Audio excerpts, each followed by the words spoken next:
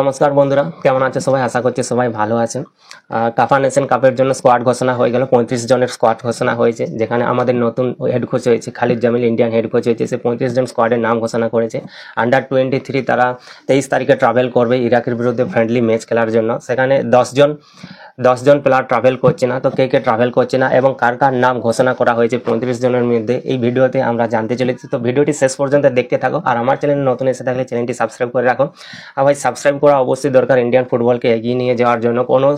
কোনো news channel Indian ফুটবলকে cover করেনি। যারা আমরা ইন্ডিভিজুয়াল ক্রিয়েটার আছি তারা ইন্ডিয়ান ফুটবলকে কভার করি। তো চ্যানেলটি সাবস্ক্রাইব করে পাশে থাকো, ইন্ডিয়ান ফুটবলকে এগিয়ে নিয়ে যেতে সাহায্য করো, যাতে আমরা যত কভার করব, যত বেশি ইন্ডিয়ান ফুটবল নিয়ে আলোচনা করব, তত ইন্ডিয়ান ফুটবল এগোবে। তো প্লিজ চ্যানেলটি সাবস্ক্রাইব করো। সাবস্ক্রাইব করতে 1 সেকেন্ড লাগে, তো চ্যানেলটি অবশ্যই সাবস্ক্রাইব করো।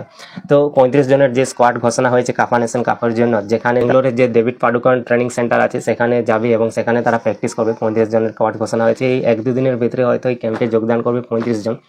তো 35 জনের মধ্যে 13 জন প্লেয়ার তারা ড্রোন কাপের জন্য ক্যাম্পে যোগদান করছে না, যেখানে মোহনবাগানের 7 জন প্লেয়ার আছে, ইস্ট বেঙ্গলের 2 জন প্লেয়ার আছে, নর্থ ইস্ট ইউনাইটেডের 1 জন আছে, জামশেদপুরের 2 জন প্লেয়ার আছে, যারা এই 13 জন প্লেয়ার ক্যাম্পে যোগদান করছে না ড্রোন কাপের জন্য। তার কারণ তারা ড্রোন কাপে কোয়ার্টার ফাইনালে কোয়ালিফাই করে গেছে। আর আমরা দেখছি এই আজ থেকেই ড্রোন কাপ কোয়ালিফায়ারের ম্যাচ আছে, তো তারা যোগদান করছে না। বাকি যে প্লেয়ারগুলো আছে তারা বেঙ্গালোরের যে ডেভিড পাডুকন ট্রেনিং সেন্টার আছে সেখানে তারা যোগদান করবে এবং যে 31 আগস্ট থেকে যে ম্যাচ আছে কাফা নেশনের যে ম্যাচ আছে, তো তার জন্য তারা প্রিপারেশন নেবে। খালিদ জামিল প্রিপারেশন নেবে। তো আমাদের যে ইন্ডিয়ান হেড কোচ আছে খালিদ জামিল, তো সেই 35 জনের স্কোয়াডে কাকে কাকে ঘোষণা করেছে একবার জেনে নিই। যার মধ্যে 5 জন গোলকিপার আছে, 11 জন ডিফেন্ডার আছে, 10 জন মিডফিল্ডার আছে ও 8 জন ফরওয়ার্ড আছে। আর ফরওয়ার্ডে সুনীল ছেত্রীর নাম ঘোষণা করেনি, এটা অবশ্যই ভালো ব্যাপার। আমরা জানি সুনীল ছেত্রী লেজেন্ড, আর সুনীল ছেত্রী আমাদের ইন্ডিয়াকে অনেক ভালো দিয়েছে, আমাদের ইন্ডিয়াকে অনেক এগিয়ে নিয়ে গেছে। তো সুনীল ছেত্রীর কাছে আমরা অবশ্যই কৃতজ্ঞ থাকবো। কিন্তু সুনীল ছেত্রী কতদিন সে খেলবে? তার পরিবর্তে তো কাউকে নেওয়া আসা উচিত, কোনো ইয়ং প্লেয়ারকে চান্স দেওয়া উচিত। তো মোনালো যেটা করেছিল যে সুনীল ছেত্রীকে ব্যাক করিয়েছিল, কিন্তু খালিদ জামিল যে সুনীল ছেত্রীকে ব্যাক করায়নি, এটা অবশ্যই ভালো ব্যাপার। কিন্তু অনেকেই বলবে যে সুনীল ছেত্রীর মতো প্লেয়ারকে ব্যাক না করিয়ে বা স্কোয়াডে না রেখে খালিদ জামিল ভুল করছে, কিন্তু এটা ভুল না ভাই।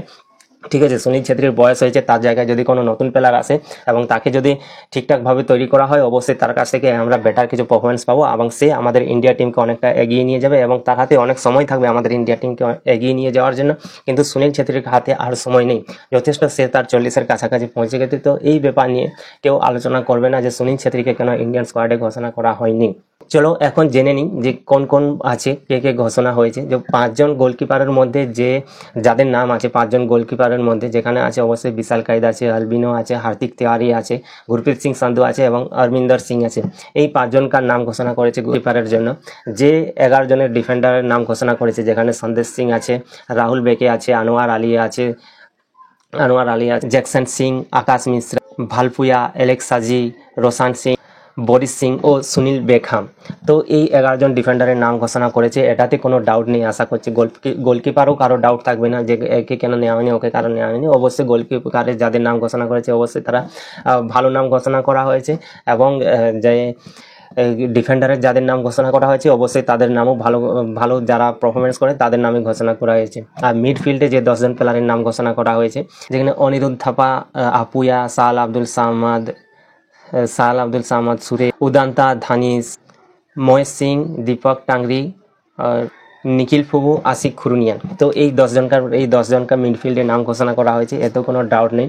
আর ফরওয়ার্ডে যাদের নাম ঘোষণা করা হয়েছে, শান্তে মনবীর সিং, লিস্টান খোলাসো, রাহুল কেপি, ইরফান রহিম আলী, বিক্রম প্রতাপ সিং, জিতেন এমএস। তো এই ফরওয়ার্ডে এই 8 জন প্লেয়ারের নাম ঘোষণা করা হয়েছে, অবশ্যই ডাউট নেই, জিতেন এমএসকে নিয়ে কোনো ডাউট নেই। তো এদের নাম ঘোষণা করা হয়েছে, এতে কোনো সন্দেহ নেই। আর এরপরে জেনে নেবো যে আন্ডার-23-তে কারা কারা ট্রাভেল করছে না।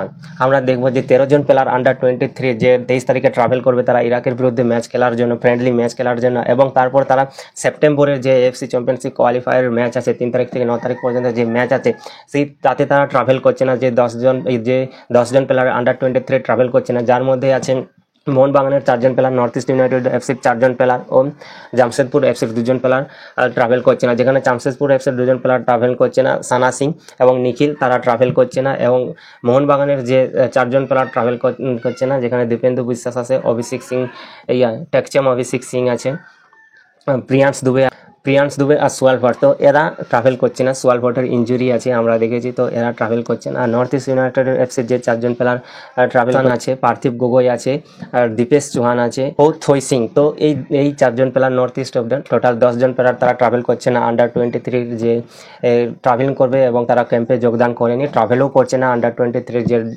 10জন প্লেয়ার আছে অবশ্যই তারা ড্রোন কাপের যে ট্রাভেল এই কারণেই করছে না যে ড্রোন কাপের যে ম্যাচ আছে, কোয়ার্টার ফাইনালের যে ম্যাচ আছে তারা প্রিপারেশন নিচ্ছে এবং তারা ড্রোন কাপে কোয়ার্টার ফাইনাল ম্যাচ করবে। তো এই কারণে তারা ট্রাভেল করছে না, প্লাস ক্যাম্পেও যোগদান করেনি। আন্ডার-23 এই 10জন প্লেয়ার যোগদান করেনি। ভিডিওটি ভালো লাগলে অবশ্যই লাইক করুন, বন্ধুদের সাথে শেয়ার করুন, কমেন্টে করুন কাকে দরকার ছিল ইন্ডিয়ান স্কোয়াডে, কাকে দরকার ছিল, কাকে দরকার নেই। অবশ্যই তোমরা কমেন্টে জানো যে একে রাখলে ভালো হতো, এর বদলে একে রাখলে ভালো হতো। তো অবশ্যই তোমরা কমেন্টে জানাও। আর চ্যানেলটি অবশ্যই সাবস্ক্রাইব করে রাখো ইন্ডিয়ান ফুটবল রিলেটেড ভিডিও পাওয়ার জন্য, ইন্ডিয়ান ফুটবল আপডেট পাওয়ার জন্য। তো অবশ্যই চ্যানেলটি সাবস্ক্রাইব করে রাখো। তো দেখা হচ্ছে পরের ভিডিওতে, ততক্ষণ পর্যন্ত সবাই ভালো থাকো, সুস্থ থাকো। জয় হিন্দ।